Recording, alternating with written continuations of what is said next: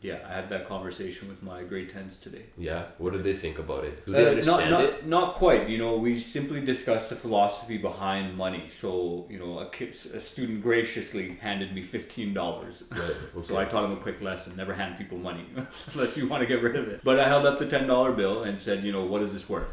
Right, $10. How do we know this? Well, it says $10 on it. Okay, but like, Who how? determined that? Right. Yeah. So to get them to that, because they couldn't bridge that gap, I said, okay, you're on an island, you're surviving. You don't know when help is going to show up. You have food. Someone says, hey, I have this $10 bill. Can I take food from you? Are you going to get rid of your food for the 10? They say, no. Why not? It's like, well, it has no value. And so they're starting to bridge that gap of like, you know, where's the value? And the next step from there is like, well, it's a societally agreed upon value, which I don't even know if it's true, because some strange body that exists out there can print more, and now your $10 worth less. Its purchasing power is dropped. Yeah, for many students, they've never been introduced to this idea.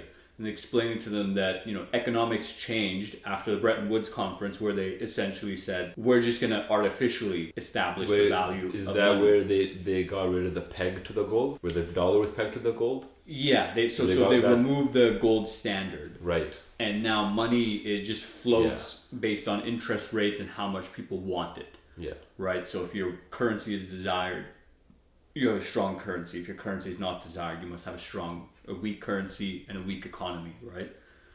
And that's like later on in the course, right? I told them that's Unit 3. We'll discuss that there, but you know, for the time being, looking at. So you're teaching the students about money?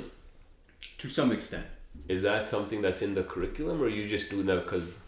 The lesson I did maybe kind of relates to the curriculum, but in the third unit in grade 10, you do talk about, after World War II, how does economic globalization occur, right? So how do you go from these kind of segmented, broken up areas to this universal global network of trade? And part of the process was standardizing the dollar. That is done after the Bretton Woods conference.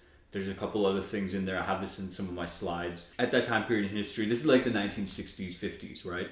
They divorce gold and money. And so most of the kids don't know that our dollar used to be based on how much gold we had in our reserves, right? Or whatever else, right? And then your economy as well would help. But now it's basically just whatever they say, right? So right now, if you look at the exchange rate of Canada to US dollar, it's like what we get 72 cents. Right? So our economy is really weak, and it's probably going to keep dropping, unfortunately, for us.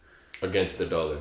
Against their dollar, but just in general, right? Like our purchasing power in Europe has dropped. Our purchasing power everywhere has dropped. That is part of the curriculum. You teach them.